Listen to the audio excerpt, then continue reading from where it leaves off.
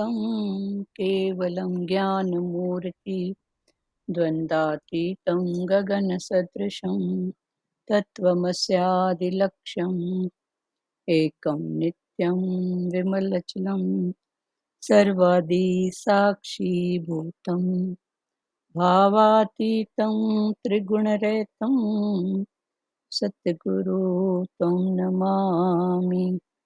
सद्गुरु त्वं नमामि। सद्गुरु त्वं नमामि। ध्यानमूलं गुरुमूर्ति पूजामूलं गुरुपदं मन्त्रमूलं गुरुवाक्यं मोक्षमूलं गुरुकृपा। मोक्षमूलं गुरुकृपा। मोक्षमूलं गुरुकृपा। ॐ गुरु जय गुरु सच्चिदानंद गुरु। ॐ गुरु जय गुरु सच्चिदानंद गुरु।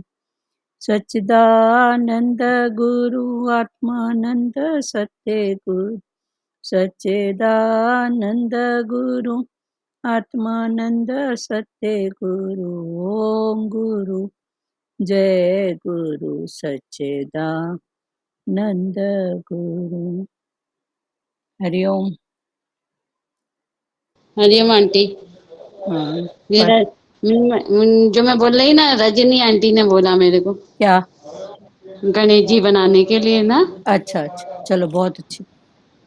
हाँ बहुत ठीक है, आगे पढ़ें। हाँ।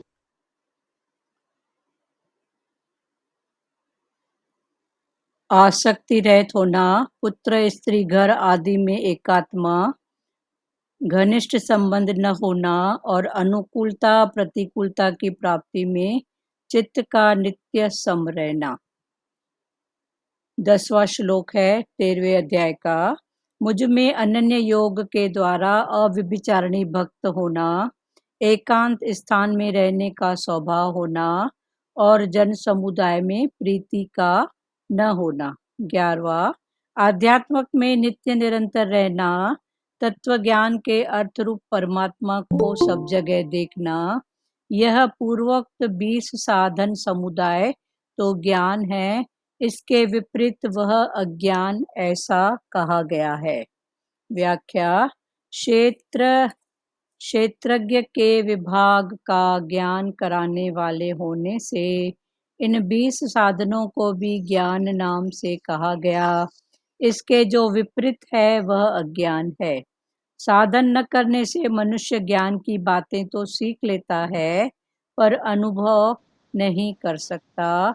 अतः साधन न करने से अज्ञान, क्षेत्रज्ञ में एकता का भाव रहता है और अज्ञान के रहते हुए अगर कोई सीख कर क्षेत्र और क्षेत्रज्ञ के विभाग का विवेचन करता है तो वह वास्तव में अपने देह अभिमान को ही पुष्ट करता है, परंतु जो ये साधन करता है उसे क्षेत्रज्ञ के विभाग का अनुभव हो जाता है। जो ज्ञेय पूर्वोक्त ज्ञान से जानने योग्य है। 12वां श्लोक। जो ज्ञेय पूर्वोक्त ज्ञान से जानने योग्य है, उस परमात्म तत्व को मैं अच्छी तरह से कहूँगा। जिसको जानकर मनुष्य अमरता का अनुभव कर लेता है, वह ज्ञेय तत्व अनादि वाला और परम ब्रह्म है। उसको न सत्य कहा जा सकता है और न असत्य ही कहा जा सकता है। व्याख्या। गीता में एक ही समग्र परमात्मा का 3 प्रकार से वर्णन हुआ है। पहला, परमात्मा सत्य भी है और असत्य भी है। दूसरा, परमात्मा सत्य भी है, असत्य भी है और सत्य असत्य से पर भी है। तीसरा, परमात्मा न सत्य है न असत्य ही है। इसका तात्पर्य यह हुआ कि एक अनिर्वचनीय परमात्म तत्व के सिवाय कुछ नहीं है वह मन बुद्धि वाणी से सर्वथा अतीत है, इसीलिए उसका वर्णन नहीं किया जा सकता, पर उसे प्राप्त किया जा सकता है। परमातत्व की असत की अपेक्षा से सत, जड़ की अपेक्षा से चेतन, विकार की अपेक्षा से निर्विकार, एक देशीय अपेक्षा से संविदेशीय, नहीं की अपेक्षा से है, गुणों की अपेक्षा से सगुण निर्गुण, आकार की अपेक्षा से साकार निराकार, अनेक की अपेक्षा से एक, प्रकाश्य की अपेक्षा से प्रकाशक, नाशवान की अपेक्षा से अविनाशी आदि कह देते हैं, पर वास्तव में उस तत्व में कोई शब्द लागू होता ही नहीं, कारण कि सभी शब्दों का प्रयोग सापेक्षता से और प्रकृति के संबंध से होता है, पर तत्व निरपेक्ष और प्रकृति से अतीत है। देश काल वस्तु व्यक्ति अवस्था गुण आदि को लेकर ही संज्ञा बनती है। परमात्मा में देश काल आदि है ही नहीं, फिर उनकी संज्ञा कैसी? इसलिए यहाँ आया है कि तू उस तत्व को सत्य अथवा असत्य कुछ भी कहा नहीं जा सकता। परमात्म तत्व का आदि आरंभ नहीं है, जो सदा से है उसका आदि कैसे? सब अपर है, वह पर है। आदि अनादि पर अपर आदि का भेद प्रकृति के संबंध से है। वह तत्व को आदि अनादि पर अपर सत असत आदि से विलक्षण है। इस प्रकार भगवान ने ज्ञेय तत्व का वर्णन करने की बात कही है, वह वास्तव में वर्णन नहीं है, प्रत्युत लक्षक अर्थात लक्ष्य की तरफ दृष्टि कराने वाले हैं। इसका तात्पर्य ज्ञेय तत्व का लक्ष्य कराने में है, कोरा वर्णन करने में नहीं। इसलिए साधक को भी लक्षक की दृष्टि से ही विचार करना चाहिए, केवल सीखने की दृष्टि से नहीं। अभी 13वां अध्याय का 11वां श्लोक कल आधा पढ़े थे, फिर से खुलते हैं उसको। 10 तक तो हो गया कि मुझ में अनन्य योग के द्वारा अविभिचारिणी भक्ति का होना, एकांत स्थान में रहने का स्वभाव होना और जन समुदाय में प्रीति का न होना, ये कल क्लियर हुआ था। उसके बाद 11वां श्लोक है आध्यात्मक ज्ञान में, आध्यात्मक ज्ञान माना देह और आत्मा, जिसका नाश नहीं होता है और जो वो बदलने वाला है, उनका जो ज्ञान है उसको आध्यात्मक ज्ञान कहा गया है। आध्यात्मिक ज्ञान में नित्य निरंतर रहना माना लगातार इसका चिंतन करना, ये चेंजेबल है, ये सदाई है, ये देह है, मैं आत्मा हूँ। ये आध्यात्मिक ज्ञान में नित्य निरंतर रहना। तत्व ज्ञान के अर्थ रूप परमात्मा को सब जगह देखना। फिर आध्यात्मिक ज्ञान माना तत्व से देखें, बीज रूप कौन, तत्व रूपी कौन, तो अर्थ रूप परमात्मा को, बीज रूपी परमात्मा को सब जगह देखना। माना आंख ने देखा, किसका दर्शन किया, कान ने सुना, किसकी सत्ता से सुना, किसकी सत्ता से बोल रहा है और सुन रहा है। जब ये भाव है तो इस रूप में माना परमात्मा को सब जगह देखना। यह पूर्वोक्त 20 साधन समुदाय तो ज्ञान है। पिछले 7, 8, 9, 10 में जो भी बताया गया है ये सब ज्ञान है, और इसके विपरीत है वो है अज्ञान, वो है अज्ञान। तो ज्ञान का उल्टा अज्ञान। तो जो इस तत्व को जानता है हमेशा उस भाव में है, ये ज्ञान है। और जो तत्व को नहीं जानता माना वो सदा ही देह भाव में है, तो ये क्या हो गया? अज्ञान। तो भगवान ने फिर आगे बोला, क्षेत्र क्षेत्रज्ञ के विभाग का ज्ञान कराने वाले होने से इन 20 साधनों को ज्ञान नाम से कहा गया। एक है क्षेत्र, एक है क्षेत्रज्ञ। फिर उसके साधन बताए 20। 7वें 8वें 9वें 10वें श्लोक में पढ़ो फिर से। तो उसको ज्ञान कहा गया है, और ये ज्ञान का ठीक विपरीत वो है अज्ञान।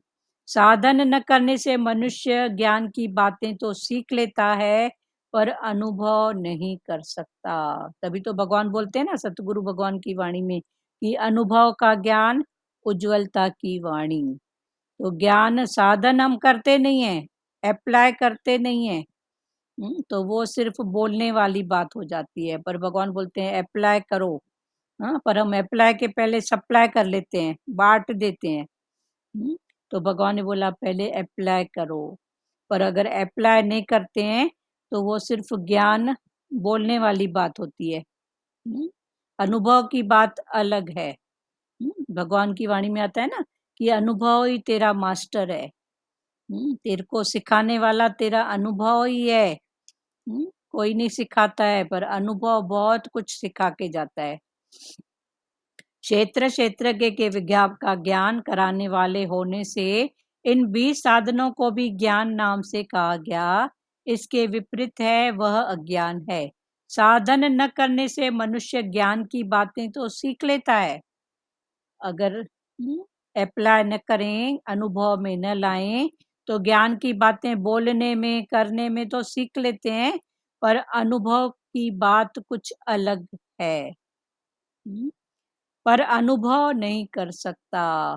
बोलने के लिए तो बहुत कुछ बोल लेता है, ऐसा करना चाहिए, ऐसा नहीं, पर अनुभव की बात अलग है। और सतगुरु भगवान की वाणी में भी आता है कि अनुभव तेरा मास्टर है। अनुभव का ज्ञान, उज्ज्वलता की वाणी, ये गत विरले जानी। जिसको अनुभव का ज्ञान है तो उसकी वाणी में भी उज्ज्वलता होगा। उज्ज्वलता। और ये कोई विरले ऐसे होते हैं जो अनुभव की बात करते हैं, वरना सब तो सुनी सुनाई बातों को ही बोलते हैं, रिपीट करते हैं, पर अनुभव नहीं कर सकता। अतः साधन न करने से अज्ञान क्षेत्र क्षेत्रज्ञ में एकता का भाव रहता है।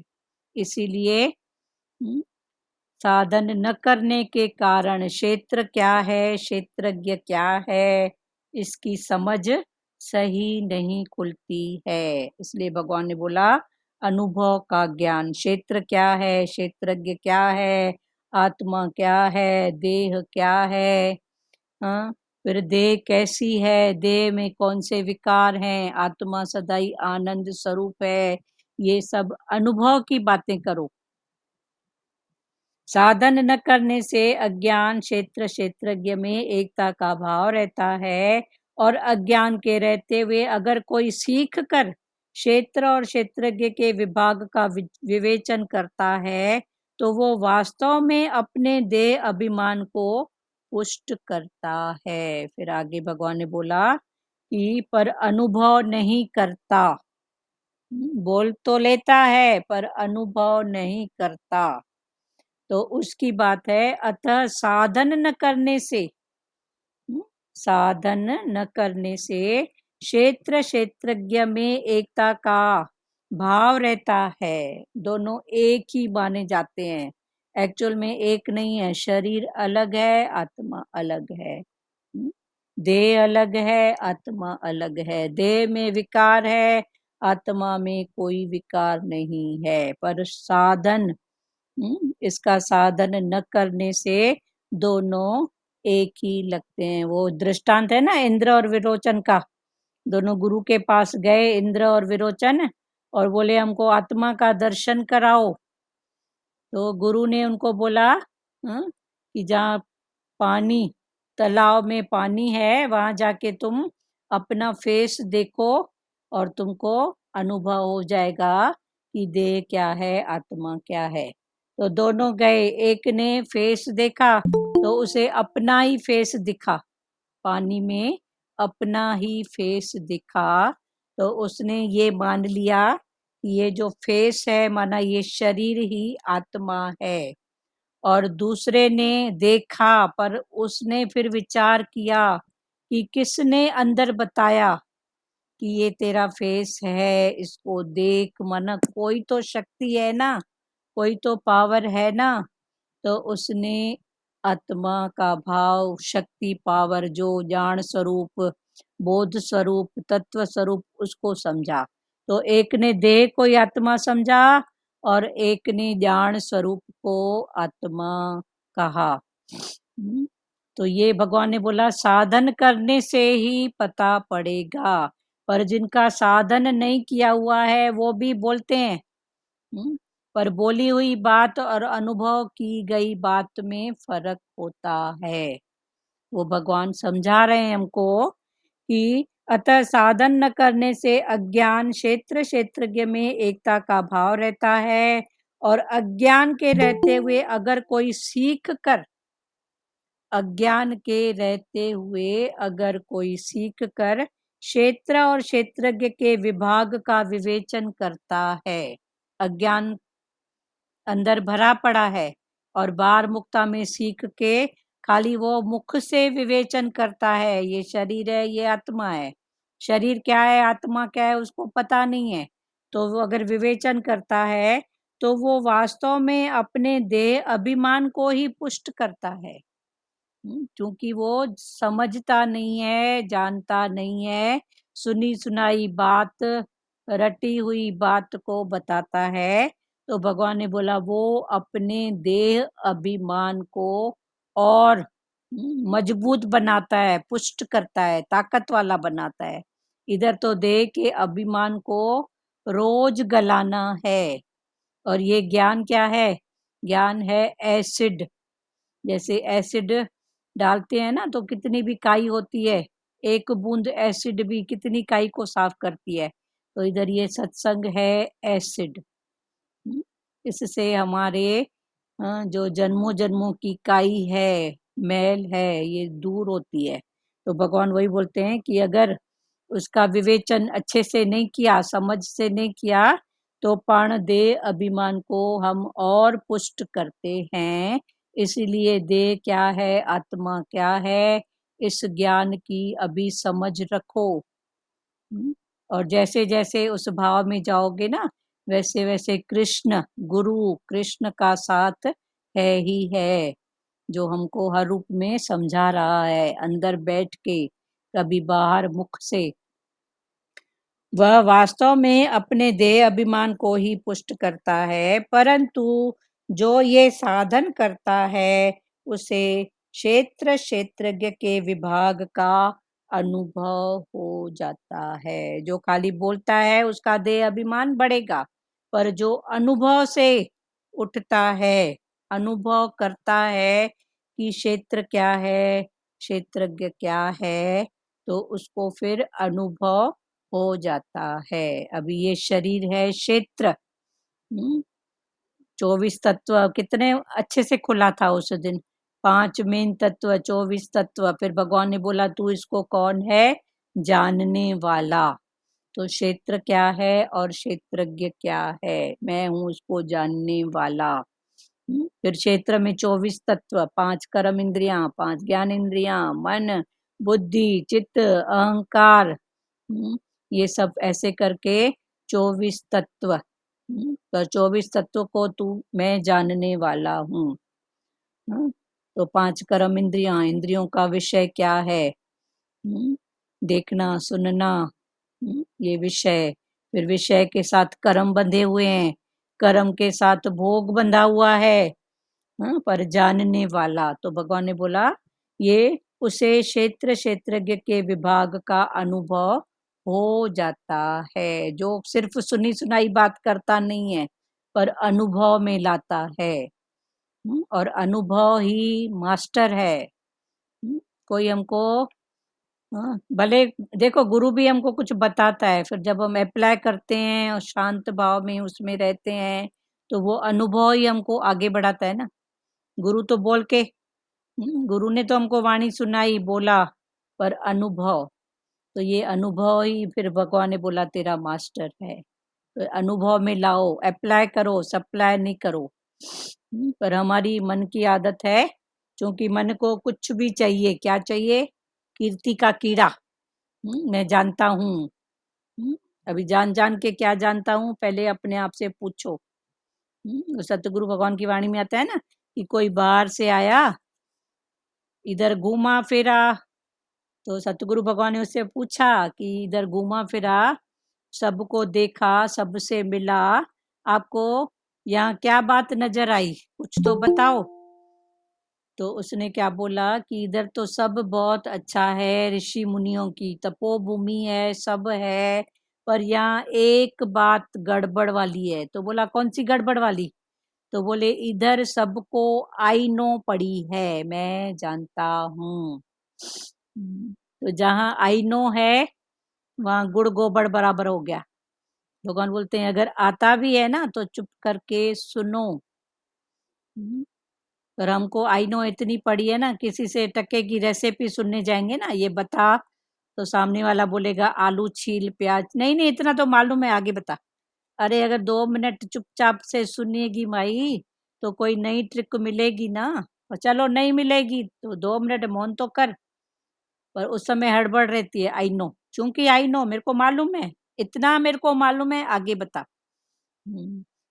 तो फिर वो जो हड़बड़ में सामने वाला भी बोलता है चलो ठीक है, पर अगर शांत भाव से सुनो तो कोई नया खजाना हमको मिलता है।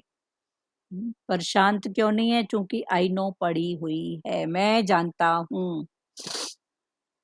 तो ये मैं की जो बीमारी है ना, जानने की, जो देह से लगी हुई है, वो बहुत डेंजर है। इसको जानने वाले बनो, मैं जानता हूँ। कभी मन बताए ना मेरे को पता है, मैं जानता हूँ, उसको पूछो क्या जानता है बता। तो ये उसकी सत्ता नहीं होती, उसकी रहमत नहीं होती, तो देखो कितनी बातें जानते हैं, समय पर देखो कैसे भूल जाते हैं। क्यों? कितनी बातों का पता होता है पर समय पर वो यूज नहीं होती है, क्योंकि आई नो अहंकार इतना बड़ा पड़ा है। और शांत भाव से रहो तो निराकार भी साथ देता है कि नहीं, तेरे खजाने में इतना माल खजाना पड़ा है, उसको यूज कर, ज्ञान का भंडार। थोड़े बाहर मुक्ता में भी इतनी चीजें होती हैं पर समय पर याद नहीं आती है, क्योंकि अहंकार है ना। पर जब शांत भाव से बैठते हैं अपने साथ तो अंदर ही से देखो कितनी बातें। हाँ, थोड़े कुछ सेवा भी करते हैं, हड़बड़ होती है, आई नो हड़बड़ कुछ होती है, तो सामने रखी हुई चीज भी नहीं दिखती है। फिर जब शांत से बैठते हैं ना तो अंदर से वो चीज ही आवाज देती है, जड़, कि इधर देख, शायद इधर। तो किसने आवाज दिया? उस जड़ भी वो हमको बुलाती है, इधर आके देख, मैं इधर बैठी हूँ, मैं इधर पड़ी हूँ। तो ये आई नो की बीमारी बहुत बुरी है, मैं जानता हूँ, मुझे पता है, मुझे खबर है। भगवान बोलते हैं खबर रहते हुए भी जो बेखबरी में है उसी ने सच में ज्ञान सुना है और समझा है। पर ये बहुत बड़ी बात है, खबर रहते हुए बेखबर रहना। परंतु जो ये साधन करता है उसे, एक मिनट, हाँ बोलिए। इसको क्लियर करिए। खबर रहते हुए बेखबर रहना। कितनी बातों का पता होता है हमको, खबर होती है। ठीक है ना, शांत रहो ना। अगर मेरे जरूरत की कोई बात होगी तो सामने खुद ही आएगी, नहीं होगी तो फिर शांत रहे ना। पर हम फिर पूछने में जाते हैं कैसे, क्या हुआ, इस बात का तेरे को पता है, ये ऐसा हुआ, क्योंकि मन को एक रस लगा हुआ है ना, निंदा कीर्ति का, किसी की बुराई का, अच्छाई का, या समथिंग कुछ भी बोलने का। तो भगवान बोला तू शांत कर ना, तेरे जरूरत की चीज होएगी तो तेरे सामने खुद ही घूम पे आएगी, और जरूरत की नहीं है तो आके भी चले जाएगी। तो ये तो चीज की बात है, ये बातें भी यही है ना, हमारी जरूरत की होगी तो खुद ही आएंगी ना। पर हम थोड़ी सी भी हवा, कुछ ऐसा भाव होता है कहीं से सुनते हैं तो उसके पीछे लग जाते हैं, झट फोन करके पूछेंगे ऐसा हुआ है क्या, ये बात सही है क्या, या कभी कोई दूसरा बात करता है तो तो कितने रूपों में हम कितनों की खबर लेते हैं। हुआ क्लियर सचदेवा? जी। तो वहां बेखबर रहो ना, ठीक है ना, मेरी जरूरत की होगी, वरना है तो है ना, मैं क्या कर सकता हूँ। मैं क्या कर सकता हूँ, है तो है ना, अच्छी बात है ना। पर उसकी भी खबर की भी खबर लेते हैं हम लोग। उसने खबर दी, फिर खबर लेते हैं, हाँ ये बात सही है, हाँ ऐसा, फिर अपना कुछ थॉट डालेंगे। तो भगवान बोला चुप करना, बेखबरी। और जो बेखबर रहता है उसके पास खबरें अपने आप से आती है, कहाँ से आती है पता नहीं। अगर आप किसी भाव से अनजान रहो ना, तो बेखबर में खबर मिलती है, फिर ज्ञान दो तरफ का है। बेखबर रहो तो खबर आप पे आएगी, खबर लोगे तो बेकार है, छोड़ो ना। कितनों की अपनी खबर लो ना, तू कहाँ पर है बस। मेरी मन की स्थिति कहाँ पर है, इसकी खबर रखो बस। बाकी ये दुनिया की बातें सब आनी जानी।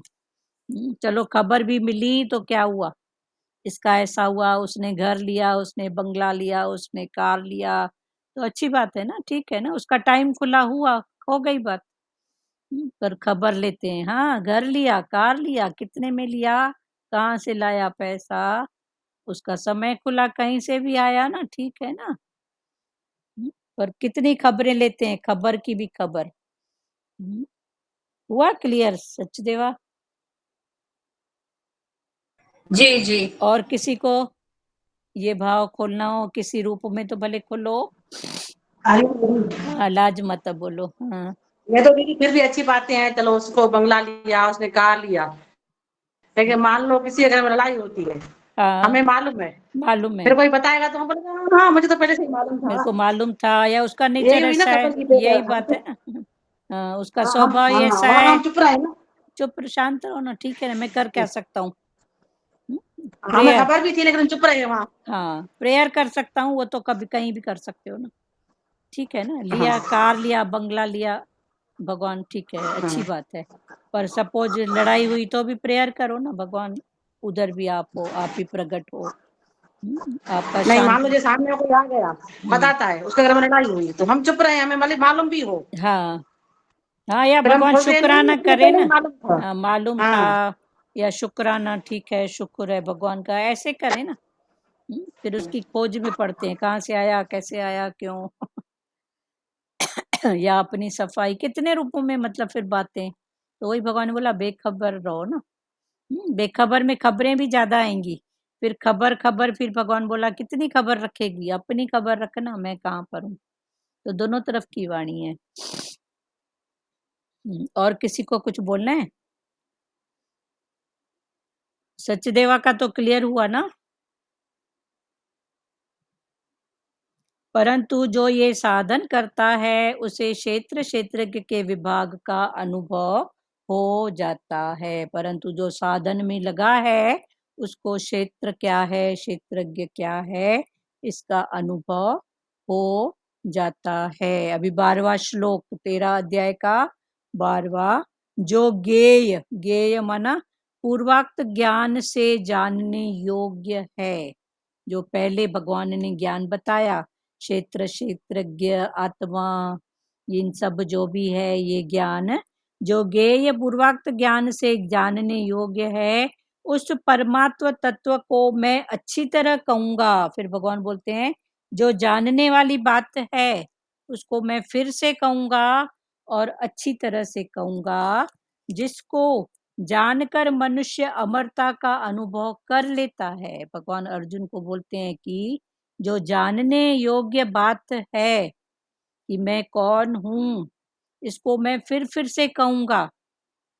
क्यों कहूंगा? कि उसको जानकर तू अमरता का अनुभव कर लेगा, कर लेता है। वह ज्ञेय तत्व अनादि वाला और परम ब्रह्म है, उसको न सत्य कहा जा सकता है न असत्य ही कहा जा सकता है। फिर भगवान ने बोला मैं तेरे को वो जो सदाई सत्य आत्मा का ज्ञान है, हम बोलो सचदेवा। ये ज्ञेय तत्व क्या? ज्ञेय, ज्ञाता, ज्ञान और ज्ञेय। ज्ञाता कौन है, ज्ञान कौन है, और ज्ञेय माना जिसको जानना है। एक है ज्ञाता, जानने वाला, हम सब कौन है, ज्ञाता। तो ज्ञाता एक हम मिनट में लिख रही हूँ, आप एक मिनट। हाँ, ज्ञाता, ज्ञान और ज्ञेय, ये 3 हैं। तो ज्ञाता माना अभी हाँ जानने वाला या हम लोग हाँ ज्ञाता जानने वाला क्या ज्ञान, और ज्ञान को जान क्यों रहे हैं, क्योंकि हमको ज्ञेय माना जो तत्व की बात है उसकी जानकारी, उसका अनुभव करना है। तो ज्ञाता, ज्ञान और ज्ञेय। ज्ञेय अभी इधर आत्मा बोलो। हमको किसकी जानकारी करनी है, उस परमात्मा की, आत्मा की, तो वो ज्ञेय। एक है ज्ञाता, ज्ञान और ज्ञेय, ये तीनों एक ही दृष्टि में आते हैं पुरुषार्थ में। जैसे साधन, साधक और साध्य। एक है साधन मतलब जो भी साधन है कर्म भक्ति, और जो कर रहा है वो साधक। फिर क्यों कर रहा है, उसको कुछ चाहिए, पाना है, कहीं पहुंचना है, तो वो हो गया साध्य।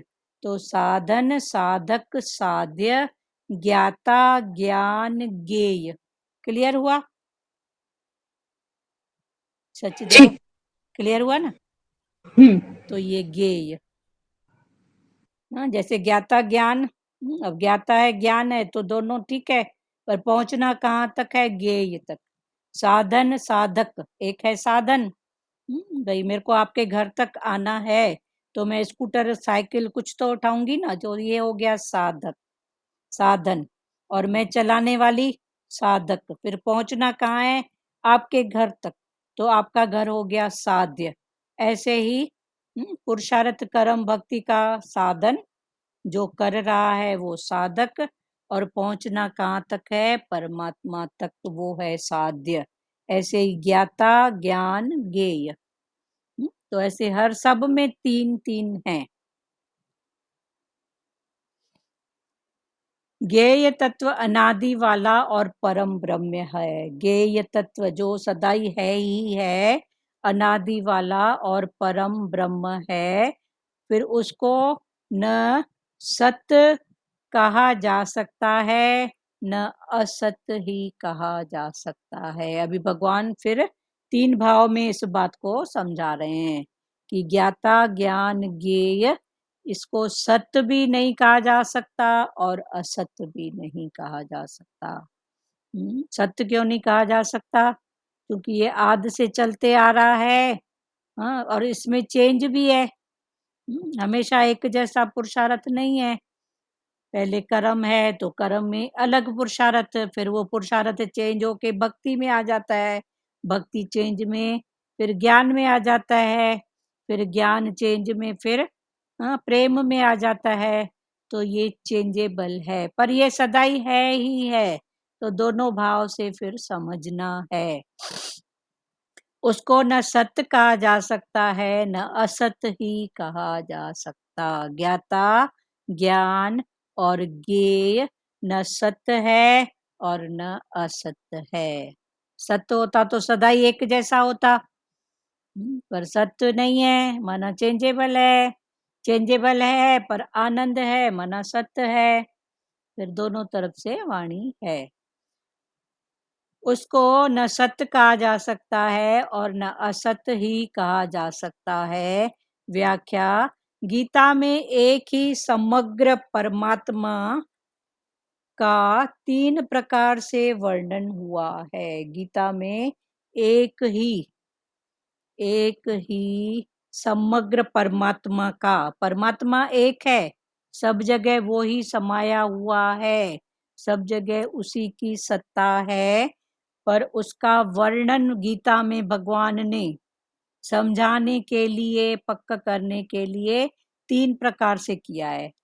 पहला, परमात्मा सत्य भी है और असत्य भी है। परमात्मा सत्य है क्योंकि सदाई है ही है, और असत्य है माना चेंजेबल, आनंद, कभी शांति, कभी कुछ पर है उसकी शक्ति, पावर। तो सदाई है भी है और असत्य भी है। दूसरा, परमात्मा सत्य भी है, असत्य भी है, और सत्य असत्य से पर भी है। अभी सत्य असत्य तो क्लियर हो गया, पर इससे ऊपर भी है, माना सत्य को भी जानने वाला और असत्य को भी जानने वाला। परमात्मा सत्य भी है, असत्य भी है, पहला। दूसरा, परमात्मा सत्य भी है, असत्य भी है, पर इससे ऊपर है, माना इसको जानने वाला। और तीसरा, परमात्मा न सत्य है न असत्य है।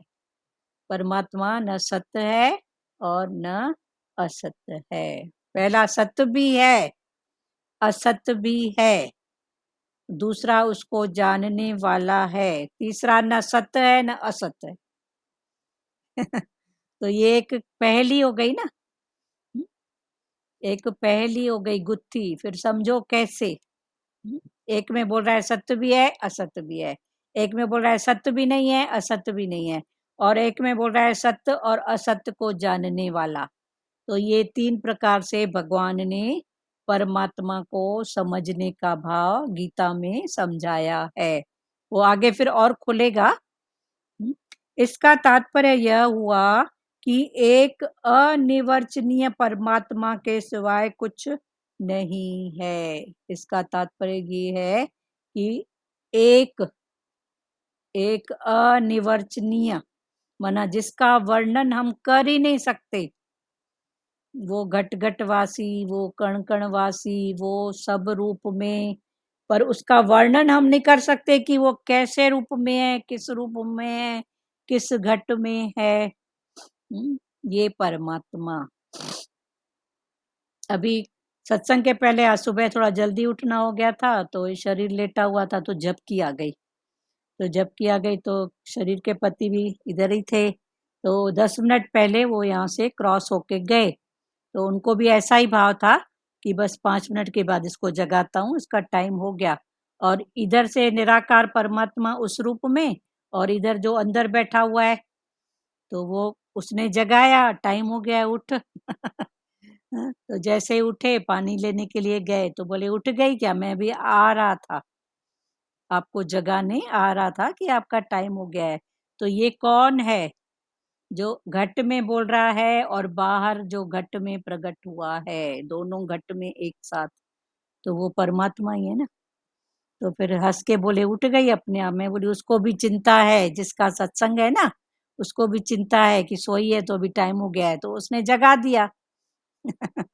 जे नहीं जगाता अंदर से, तो बाहर मुक्ता से जगाता। तो ये परमात्मा है ना, कितने घट से कैसे कैसे प्रकट होता है। तो अंदर से यही भाव निकला। मैं बोली उसको भी चिंता है। तो उसमें उनको भी अच्छा लगा, बोले हाँ ये बात भाई सही बोल रही है। भजन में भी तो आंटी यही है, गुरु ना जगाता तो मैं सोता। हाँ, गुरु तू न जगाता तो मैं सोता। ठीक है, ये भी भाव ठीक है। हाँ तू नहीं जगाता तो मैं सोता, वो अज्ञान की देह की नींद है। पर ये चलो ठीक है, झपकी आ गई, पर ऐसे ही भाव में था कि उठ रही हूँ, पर झपकी आ गई तो भजन है ना। हाँ हाँ ठीक है। तो ये जगाने वाला कौन? पर बाहर मुक्ता में भी अगर आओ तो उसके घट में कौन? वो इंटर कर रहे थे उठाने के लिए, और ये शरीर उठ बैठा। तो ये कौन है, इसको जानो ना। किसने अंदर से अंकल जगाने वाले तो आप अपने आप उठी।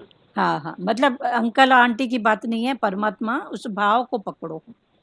ये तो लीला ऐसे बोलना पड़ता है, पर वो कौन है उसको जाने ना। कोई तो ऐसी शक्ति है ना जो हमारे इधर उधर हमको कितने रूप में जगा के बैठी है। बोलो सच देवा। नहीं, वही कि ऐसे एक्सपीरियंस बहुत मिलते हैं, बहुत मिलते हैं ना। तो ज्यादा उसी महसूस फिर होते हैं। उसके तत्व को पकड़ते जाओ ना। ये कौन आखिर, ये शक्ति कौन सी फिर है? अक्सर तो मुंह से यही निकलता है, शुक्राना आपका। हाँ परमात्मा, यही आपका शुक्राना। हाँ, पर ये कब सर, यही मिलेगा निकल अनुभव? जाता है। जैसे जैसे मन की प्रकृति में शांत पना होएगा ना, वैसे वैसे फिर आप उसको पकड़ते जाओगे कि आखिर ये कोई तो ऐसी शक्ति है ना जो मेरे साथ है, मेरे पास है, मेरे अंदर है। तो वो देह का भाव फिर मिटते जाएगा और उसका भाव फिर जागृत होगा कि कोई तो है ना। फिर कैसी भी स्थिति आती है ना, तो लगता है नहीं भला ही होगा इसमें, होगा नहीं फिर है। पहले तो लगता है भला होगा, अभी लगता है इसी में भला है। ठीक है ना, हो गया ना। इसका भी चिंतन क्या करें, हो गया ना। इसकी क्या वडाई करें, हो गया ना। अभी ऐसे लगता है बस पास पास पास पास, सब तो बीता पड़ा है, ऐसे दिखता है सब बीता पड़ा है। बिल्कुल। और किसी को कोई अनुभव? खुलो प्यारो, वाणी खुलो। वह मन बुद्धि वाणी से सर्वथा अतीत है। वो मन से, बुद्धि से, वाणी से परे है। अभी कौन क्या बोले, कौन जगाने वाला किसके घट में, वो मन बुद्धि और वाणी से सर्वथा अतीत है। इसीलिए उसका वर्णन नहीं किया जा सकता कि वो ऐसा है और ऐसा है। वो घट घटवासी, वो कण कणवासी, वो किस रूप में कैसे कैसे प्रकट होता है और आके लीला करके फिर गुम किया जा सकता है, पर उसे प्राप्त किया जा सकता है। इसलिए उसका वर्णन नहीं किया जा सकता, पर उसे प्राप्त किया जा सकता है। परमात्मा तत्व को असत की अपेक्षा से सत्य, फिर भगवान ने दूसरे भाव को पकड़ाया कि परमात्मा तत्व को असत की अपेक्षा से सत्य, जड़ की अपेक्षा से चेतन और विकार की अपेक्षा से निर्विकार, एक देशीय अपेक्षा से संवेद देशीय, एक देशीय माना मेरे में है, इसकी अपेक्षा से सब में वो ही है, नहीं की अपेक्षा से है, गुणों की अपेक्षा से सगुण और निर्गुण। अगर गुण के भाव में जाओ तो वो साकार सगुण और निराकार निर्गुण। अभी अंदर से प्रकट हुआ वो निराकार निर्गुण, और बाहर से फलाना टीरा वो साकार सगुण, पर है परमात्मा। अपेक्षा से सगुण और निर्गुण, आकार की अपेक्षा से साकार और निराकार। अगर आकार में जाएंगे तो वो साकार है और निराकार है। अनेक की अपेक्षा से एक, आप सब अनेक पर सब में सत्ता एक। मैं एक, एक में अनेक, अनेक में एक।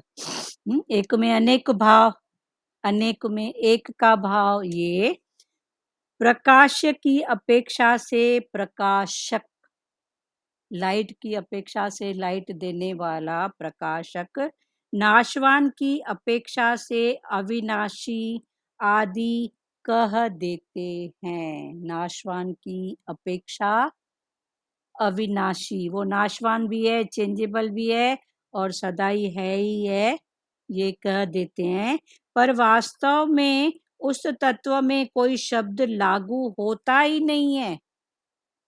ये इतने भाव रूप सब उसके हैं, पर वास्तव में अगर एक शब्द या कोई एक भाव लागू करें तो वो है नहीं, वो भी चेंजेबल है। कभी दया के रूप में प्रकट होता है तो कभी मोह के रूप में प्रकट होता है, कभी इच्छा के रूप में प्रकट होता है, कभी साकार कभी निराकार। तो एक रूप हम उसका बोल ही नहीं सकते, पर है वो ही। कारण कि सभी शब्दों का प्रयोग सापेक्षा से और प्रकृति के संबंध से होता है, पर तत्व निरपेक्ष और प्रकृति से अतीत है।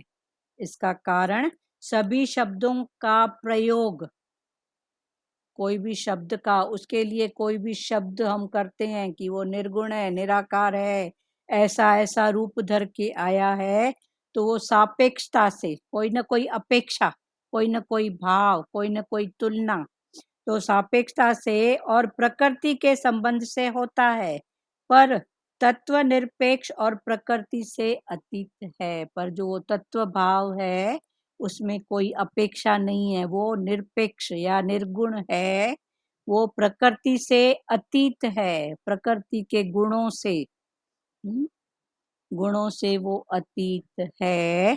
देश काल वस्तु व्यक्ति अवस्था गुण आदि को लेकर ही संज्ञा बनती है। संज्ञा बोलते हैं ना, संज्ञा सर्वनाम, ग्रामर तो पढ़े हैं ना।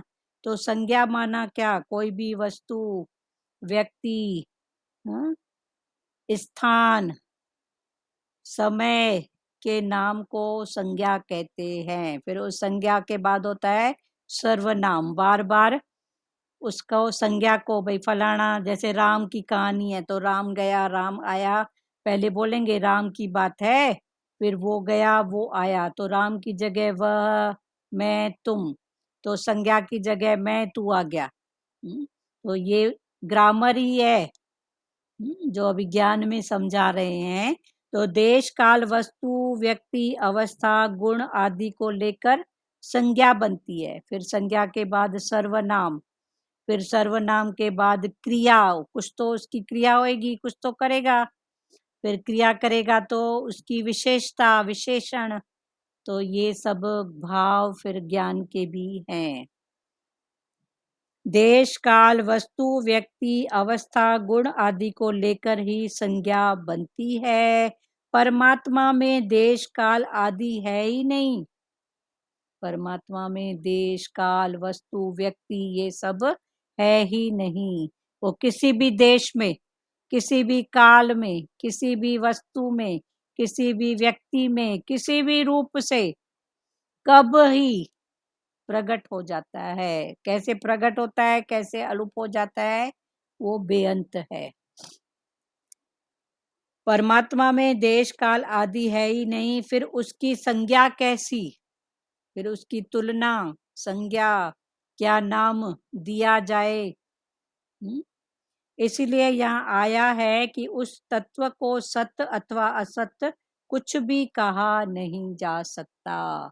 इसीलिए वो न सत्य है और न असत्य है। क्लियर हो रही है वाणी? मीरा, लाज माता, जी दीदी क्लियर है। क्लियर है ना? तो सत्य असत्य से परे, पहले बोला हाँ। सत्य भी है असत्य भी है, दूसरा दोनों को जानने वाला भी है, तीसरा दोनों से परे भी है, नहीं भी है भी, जानने वाला भी। तो फिर ये सब, बेअंत बेअंत। हाँ वो बेअंत। परमात्व का आदि, परमात्व तत्व का आदि माना आरंभ नहीं है। वो कहाँ से शुरू हुआ, कहाँ उसका अंत है, आदि नहीं है। जो सदा से है उसका आदि कैसे?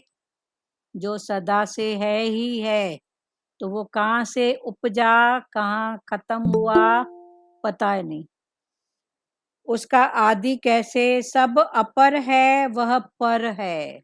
बाहर सब अपर है और वो पर है। बाहर सब पर है, वो अपर है। पर और अपर मना परा प्रकृति और अपरा प्रकृति पहले हो चुका है।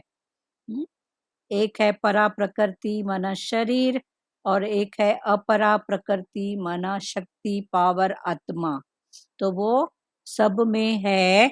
आदि अनादि पर अपर आदि का भेद प्रकृति के संबंध से है। जो प्रकृति के साथ संबंध है तो आदि, अपरा, अनादि, पर ये सब प्रकृति से संबंध है, पर वो हर संबंध से ऊपर है। हर संबंध से वो ऊपर है। देखो संसार में भी ये भाई है, ये बहन है, ये पति है। पति को भाई नहीं बोल सकते, भाई को पति नहीं बोल सकते, बहन को हाँ, सब तो संबंध है ना। पर परमात्मा तो हर संबंध से ऊपर है ना। जो भी संबंध जोड़ो, माता पिता गुरु सखा हमारे, मीरा बोली मेरे तो गिरधर गोपाल तो वो हर संबंध से ऊपर है, हर संबंध के साथ है उसकी। तो कुछ तो पर संबंध जोड़ना जरूरी है बस। हरिओम दीदी। हरिओम। देखा जाए तो ये बातें बहुत गूढ़ है। गूढ़ है, हाँ सही बात है। वो हर, बहुत गूढ़ है। हाँ हर संबंध से ऊपर है, हर संबंध। देखो तो जो जिस नाम से पुकारता है वो वहां हाजिर हो जाता है। हाँ वहाँ हो जाता है हर संबंध का। या संसार में भी देखो जिसके साथ जो, इसलिए बोलते हैं हाँ बेअंत है बेअंत। बेअंत, तो वही भाव है। आदि अनादि पर अपर आदि का भेद प्रकृति के संबंध से है। वह तत्व को आदि अनादि पर अपर सत असत आदि से विलक्षण है। उस विलक्षण माना अलग, उसकी तुलना नहीं कर सकते, वो सबसे अलग है। कोई घर में बच्चा ही होता है ना, बोलते हैं ना ये सबसे अलग है, ये न मांगता है, न बोलता है, न कुछ करता है, ये सबसे अलग है। तो भगवान भी विलक्षण, उसका कोई लक्षण बोले ऐसा ऐसा नहीं, वो विलक्षण है। बोलो लाज माता। कल एक जगह एक बात पढ़ी भाई, हमेशा सुनते हैं कि भगवान जब जब अनर्थ होता है जन्म लेता है। लेकिन भगवान भगवान भगत प्रहलाद को बचाना था तो खंबे में से प्रकट हो गए। खंबे में से प्रकट। वो न टाइम देखते न देखते। हाँ, खंबे से उसको प्रकट। भगत को बचाना था। हाँ, पर दो देखो, तो एक तो खंबे में भगत से प्रहलाद को बचाना था और दूसरा खंबे से हरणाकश्यप प्रकट क्यों हुआ? हरणाकश्यप का भी वचन, जी उसका भी तो वचन सत्य करना था ना। जी जी, तो न रात उसने, में न दिन में हाँ, न उसने अंदर न क्या बाहर। हाँ, उसका भी वचन जो उसको दिया था वो भी सत्य करना था। और करना था तो हाँ, खंबे में से प्रकट हो गए। हाँ, वैसे भाई सुनते हैं उनका जन्म होता है राम कृष्ण अवतार, ये जो सुने आपने हाँ, 24 अवतार। सही बात है। हाँ, तो बेअंत है ना, वो उसकी बेअंत, लीला का कोई अंत ही नहीं है। हाँ, पर उसके मुख से कहलवाया तो वो अपने आप को होशियार समझ रहा था कि मैंने जी सब जी चीजें मांग ली, न अंदर न बाहर, न ऊपर न नीचे, हाँ, न न अस्त्र से इंसान न मरूं न जानवर, शस्त्र से, तो भगवान ने नाखून से, न इंसान न जानवर, न तो शेर इंसान की मुंडी मारे, थी हाँ, तो मुंडी बनाया शेर की, शरीर बनाया इंसान का, हाँ, न दिन हाथ, हो न रात। तो ये बेअंत है ना। बेअंत पर है। उस रूप में देखो तो दोनों भक्तों की लाज रखी, जी जी, अपने वचन वचन की, भी पूरा किया। वचन नहीं पूरा किया। तो ये बेअंत, ये सच्ची बात है, ये बेअंत है ना। बेअंत। सत असत आदि से विलक्षण है, इस प्रकार भगवान ने ज्ञेय तत्व का वर्णन करने की जो बात कही है वह वास्तव में वर्णन नहीं है, ज्ञेय तत्व का वर्णन नहीं है। ज्ञाता, ज्ञान और ज्ञेय पाना है। किसको पाना है, उसका वर्णन क्लियर हो रहा है सचदेवा? ज्ञाता, ज्ञान, ज्ञेय, तो वो वास्तव में वर्णन नहीं है। ज्ञेय तत्व का वर्णन करने की जो बात कही है वह वास्तव में वर्णन नहीं है, प्रत्युत लक्षक अर्थात लक्ष्य की तरफ दृष्टि कराने वाली है। हाँ, लक्ष्य, लक्षक, तो जो लक्षक है माना जो साधन कर रहा है उसकी तरफ दृष्टि कराने वाली है। इसका तात्पर्य ज्ञेय तत्व का लक्ष्य कराने में है, पूरा वर्णन करने में नहीं। खाली बोलने की बात नहीं है, पर अनुभव की बात करो।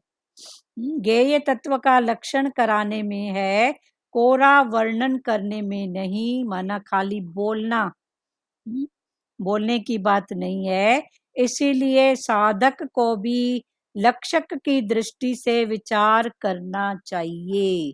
इसलिए साधक को भी लक्षक माना जो हमको लक्ष्य है उसको ध्यान में रख के विचार करना चाहिए, केवल सीखने की दृष्टि से नहीं। बस मेरे को पता है, बस पता पता तो कितना पता है, सारे संसार की खबर है पर अपनी खबर ही नहीं है। तो बेखबर में खबर, खबर में बेखबर रहो।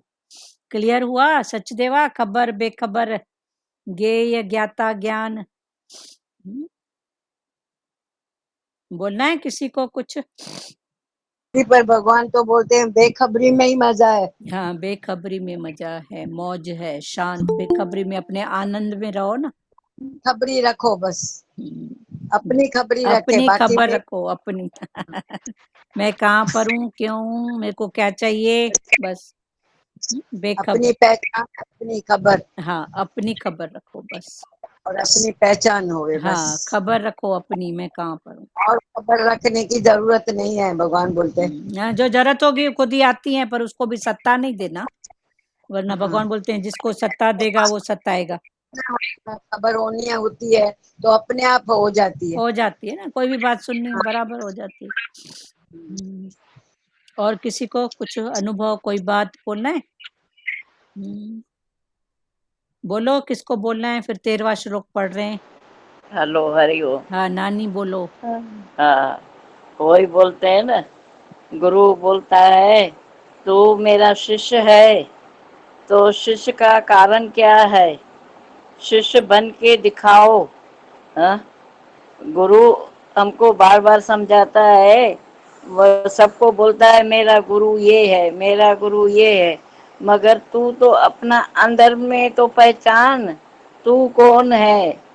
तो गुरु के वचन पे चल रहा है कि नहीं चल रहा है, वो हाँ अपने मन को ठठोल भाई।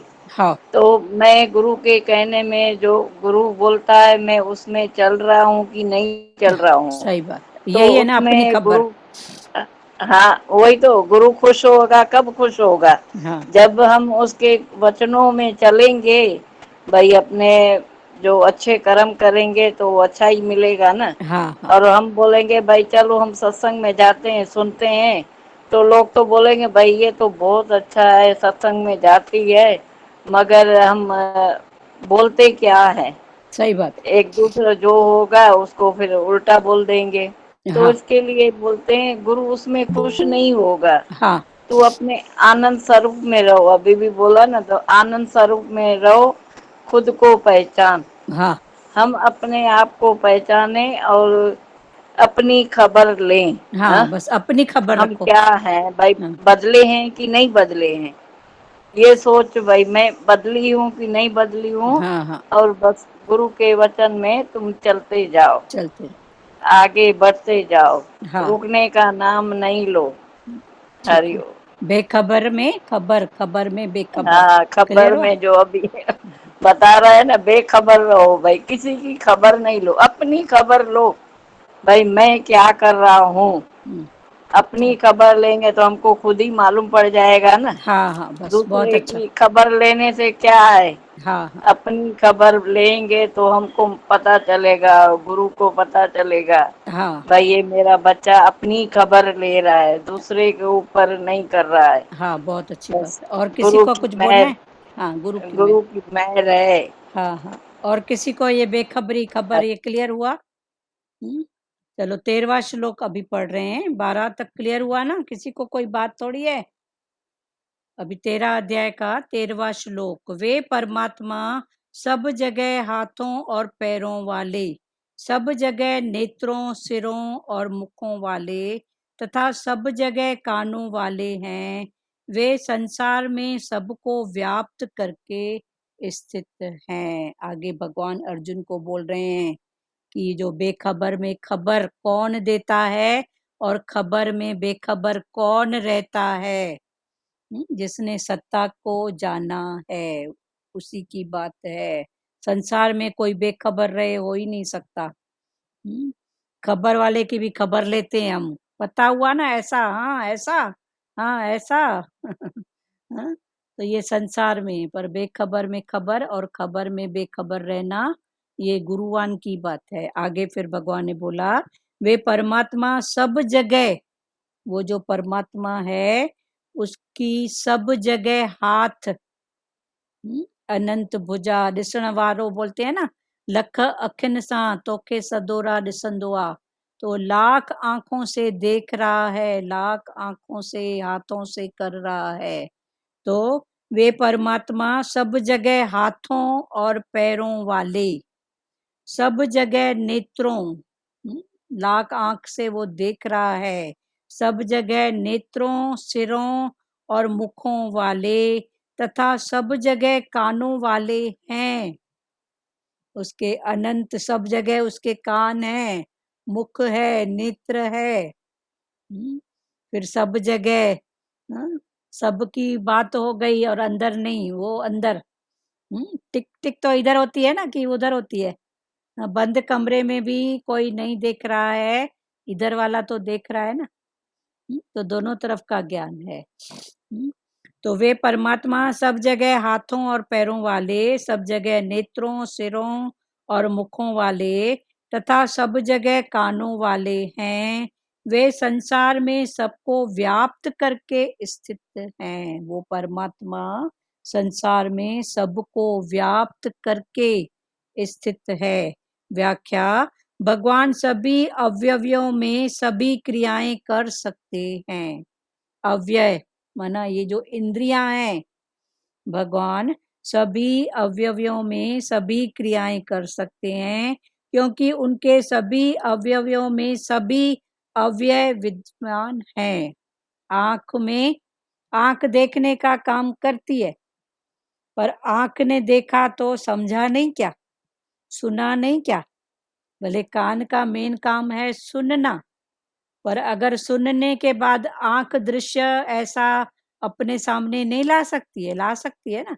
किसी ने आपको बोला कश्मीर बहुत सुंदर है, वहाँ इतनी हरियाली है, तो ये सुनी हुई बात आप आंखों से कुछ बयां कर सकते हो ना, कि बराबर हरियाली ऐसी होगी, ये ऐसा होगा। तो ये वो भाव है। तो भगवान बोलते हैं भगवान सभी अवयवों में सभी क्रियाएं कर सकते हैं। आंख खाली देख सकती है, पर आंख सुन भी सकती है। हाँ, अवयवों का मतलब क्या? हाँ, अव्यय माना अवयव, अंग, अंग, हाँ अंग, आंख, कान, नाक, हाँ, ये अंग है ना। इंद्र, हाँ, इंद्रिया मन, इंद्रियां, अंग, अव्यय, उसको इंद्रिया बोलते हैं। इंद्रियां, अंग बोलो। हाँ, आंख को अच्छा, एक अंग भी बोलते हैं ना। हाँ अंग, कान, अंग, अंग, अव्यय, इंद्री। तो हाँ, आंख खाली देखने का काम करती है, ये बात नहीं है। आंख ने देखा तो समझा कुछ तो आंख सुनने का, समझने का काम कर सकती है ना। कान ने सुना, पर सुनने के बाद अनुभव तो हुआ, हाँ बराबर ऐसा। तो वो भाव, वो किसकी सत्ता? परमात्मा। अभी ग्रामर भी भगवान पढ़ा रहे हैं, संज्ञा क्या है, सर्वनाम क्या है। पिछले श्लोक में 12 श्लोक में संज्ञा की बात पूरी भगवान ने पढ़ाई। जो 3rd 4th क्लास में हमने ग्रामर पढ़ा था, संज्ञा क्या, सर्वनाम क्या, विशेषता क्या, वो अभी भगवान ज्ञान के भाव में समझा रहे हैं। भगवान, ओके ठीक हाँ, म्यूट करो माता। भगवान सभी अवयवों से सभी क्रियाएं कर सकते हैं, सभी अवयवों से सभी क्रियाएं, क्योंकि उनके सभी अवयवों में सभी अव्यय विद्यमान हैं, उनके सब अंगों में सब अंग विद्यमान है। 11वें अध्याय में भगवान ने अपना विराट दर्शन कराया। तो देखो, विराट दर्शन के बाद जब विराट दर्शन हो गया तो गीता की समाप्ति वही होनी चाहिए थी ना, पर नहीं हुई। तो भगवान ने बोला दर्शन तो किया, पर दर्शन को समझ तो सही। खाली दर्शन दर्शन, क्या दर्शन, इसका दर्शन। अगर दर्शन तक की बात पूरी होती तो गीता का 11वां अध्याय भगवान ने अर्जुन को विराट स्वरूप का दर्शन कराया, तो दर्शन के बाद हो जाती गीता पूरी। पर गीता तो उसके बाद आगे भी चल रही है ना। तो भगवान ने बोला दर्शन दर्शन, किसका दर्शन, क्या दर्शन, कौन सा दर्शन। फिर वो भाव भगवान पकड़ा रहे हैं। भगवान सभी अवयवों से सभी क्रियाएं कर सकते हैं, क्योंकि उन सभी अवयवों में सभी अव्यय विद्यमान हैं। उनके छोटे से छोटे अंश में भी, उनके छोटे से भी छोटे अंश में सब की सब इंद्रियां विद्यमान हैं। एक इतनी सी चींटी, उसमें भी आंख है, कान है, नाक है, पैर है, तभी तो चल रही है। आंख है तभी तो अपने रास्ते जा रही है, कुछ तो दिख रहा है ना उसको। कुछ तो उसको कान है, उसको नाक है जो खुशबू में, मिठाई इधर है, इधर मेरी गुफा है, इधर मेरा घर है, जा रही है ना।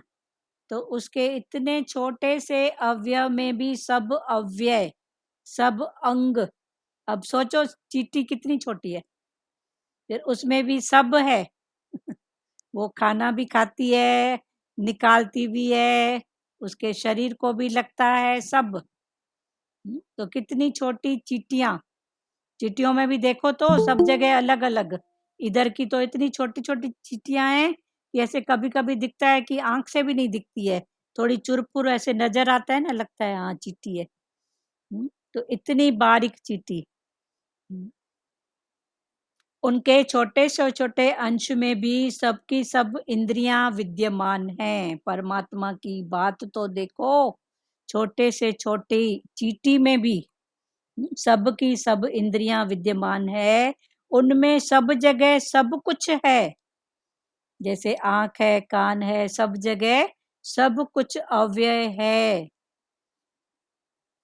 जैसे कलम और स्याही में किस जगह कौन सी लिपि नहीं है, जानकार व्यक्ति उस एक ही कलम और स्याही से अनेक लिपियां लिख देता है। जैसे कलम है और स्याही है और लिपि माना भाषा, तो जो जानकार होता है उसके लिए कलम स्याही सेम है, पर भाषा की जानकारी है तो अंग्रेजी भी लिख लिया, उर्दू भी लिख लिया, सिंधी भी लिख लिया बस।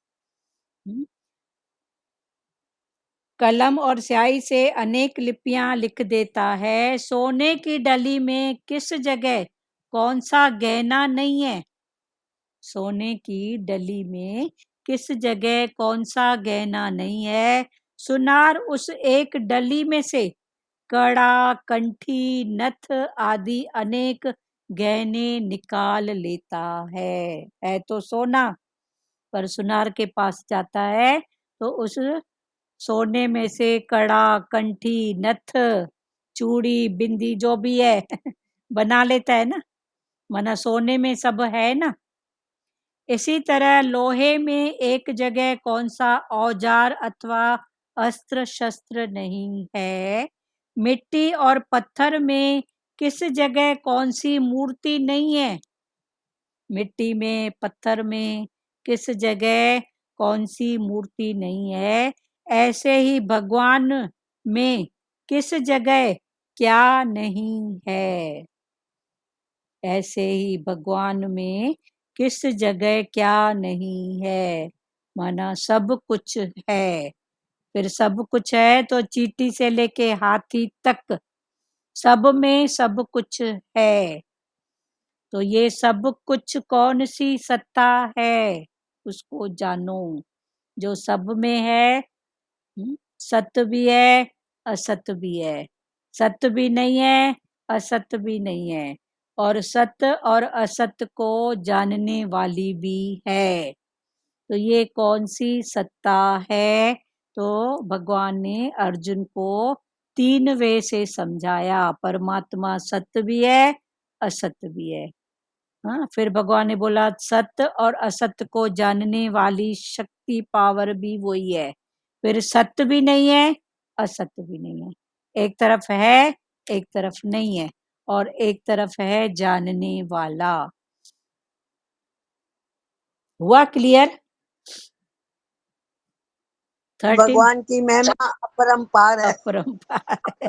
हाँ, देखो एक चींटी में भी सब कुछ है, सब जगह।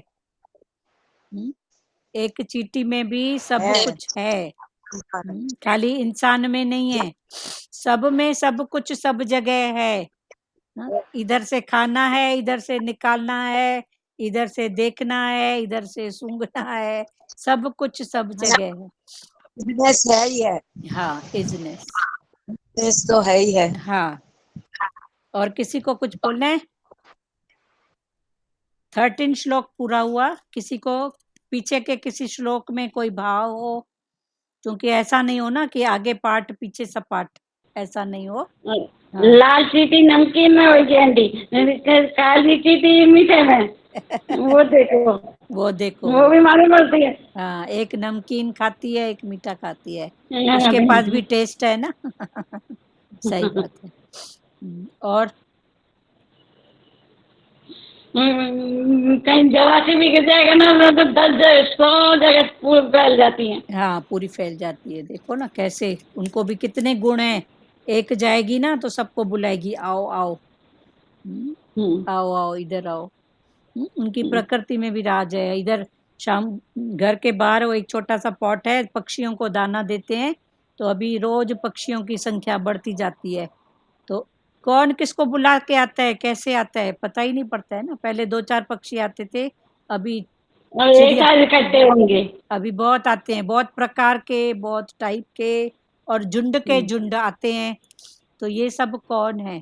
फिर इसका भी संकेत है। कल कोई बोल रहा था ये पक्षी, हाँ गर्मी बहुत बढ़ गई है तो पक्षियों को पानी भी दो। हाँ, गर्मी बहुत बढ़ गई हाँ ना। तो वो पानी झुंड भी के झुंड कहाँ से आते हैं? कल फिर कोई जानकार व्यक्ति था जो प्रकृति की जानकारी अच्छी रखता है, तो वो जब ये दृश्य देखा, इतने सारे पक्षी आ रहे हैं, तो उन्होंने कहा कि ये पक्षियों का आना माना इस साल फसल का बहुत अच्छा होना। तो ये भी प्रकृति के संकेत है ना कि अभी इस साल फसल अच्छी होगी। तो ये भी संकेत माना जो जानते हैं, तो ये संकेत भी किसके हैं? प्रकृति संकेत इस रूप में देती है ना, पर वो संकेत जो जानकार है वही समझता है। अनजान तो अपनी मैं करेगा, मैं दाना डालता हूँ ना तो इतना आता है, ऐसा आता है, तो सबके पास नहीं जाता है। हाँ, फिर कोई संकेत समझता है, कोई उस भाव को समझता है। और प्यारों, बोलना है? किसी को कुछ बोलना है? 13 तक क्लियर हो गया? 13 अध्याय का 13 श्लोक आज पूर्ण हुआ। सुजाता बोलो, टाइम भी खैर हो गया है। सुजाता, मीरा, हाँ हाँ बोलो बेटा। क्लियर है दीदी। क्लियर है क्लियर ना? है ना क्या वाणी? हुआ क्लियर? हाँ बोलो, रिपीट हो जाएगा। हाँ बोलो बोलो। ये सब में भगवान है, मतलब ऐसा बोला है ना कि हाँ परमात्मा सब जगह हाथों और पैरों वाले हाँ जगह, नेत्रों सिरों और मुखों वाले तथा एक जगह कानों वाले हैं। हाँ, एक जगह का नहीं, सब जगह मतलब वही आपने, है। हाँ, हाँ, वो तो ये शक्ति बहुत अच्छा लगा कि इस सब में विद्यमान, सब अवयवों में भगवान विद्यमान है। विद्यमान है। हाँ, सब मतलब अवयव हाँ में। हाँ, और हाँ सब अवयव सब कुछ कर सकते हैं। हाँ, आंख सब खाली कुछ कर देखने का सकते काम हैं। नहीं कर सकती है, सुनने का भी हाँ कर सकती है, वरना सब हाँ तरफ ऐसा। से। ये 3 जो भाव भगवान ने बोला ना, सत्य भी है, हाँ असत्य भी है, सत्य असत्य को जानने वाला, फिर सत्य भी हम्म नहीं है, असत्य भी नहीं है। तो ये हम्म तीनों भाव से भगवान ने समझाया। जो कानों ने सुना तो वो देख भी सकता है। हाँ, देख भी सुनना तो माना देखा ना, देखा हाँ तो माना। ऐसी बात, हाँ, ये ऐसी हाँ। हाँ, उसको फील करना, देखना। हाँ सच्ची बात।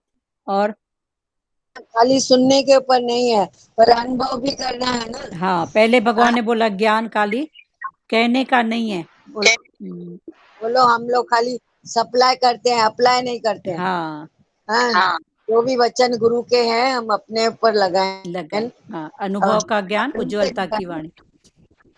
हाँ, अपने से लगाएं, जो भी बस सत्य वचन करके ले। हाँ बोले भाई भगवान